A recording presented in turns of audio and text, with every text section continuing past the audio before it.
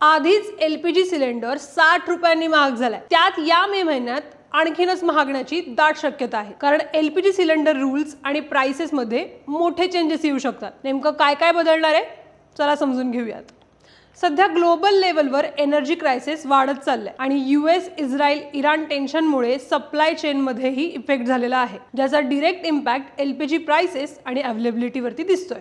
भारतात Indian oil, Bharat petroleum आणि Hindustan petroleum या कंपनीज नवीन रूल्सवरती काम करतात आणि मे 2026 मध्ये मोठी अनाउन्समेंट होण्याची शक्यता आहे. प्राइसेस बद्दल बोलायचं झालं तर 14.2 किलोचा एलपीजी सिलेंडर आधीच 60 रुपयांना महाग झालाय आणि 19 किलो कमर्शियल सिलेंडरच्या प्राइसेस मध्ये सुद्धा एका महिन्यात 3 वेळा हाईक झालाय. एप्रिल मध्ये मेट्रो सिटीज मध्ये 196 ते 218 रुपयापर्यंत वाढ झालेली आहे. आता सगळ्यात मोठा बदल बुकिंग रूल्स मध्ये होऊ शकतो. नवीन रूल नुसार तुम्ही दुसरा सिलेंडर तेव्हाच बुक करू शकता जेव्हा पहिल्या डिलिव्हरी नंतर किमान 25 दिवस कंप्लीट झालेले असतील आणि प्रधानमंत्री उज्ज्वला योजना बेनिफिशरीज साठी हा पिरियड 45 दिवसापर्यंत जाऊ शकतो. डिलिव्हरी प्रोसेस मध्येही चेंजेस आहेत. आता डिलिव्हरी ऑथेंटिकेशन कोड म्हणजेच DAC OTP देणं मॅन्डेटरी असेल. OTP शिवाय डिलिव्हरी कंप्लीट मानली जाणार नाही.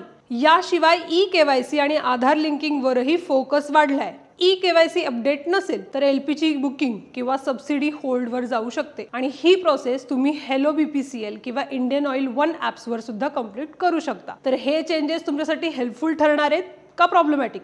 कमेंटमध्ये नक्की सांगा आणि अशाच इम्पॉर्टंट फायनान्स अपडेटसाठी मनीमॅक्स मराठीला फॉलो करायला विसरू नका.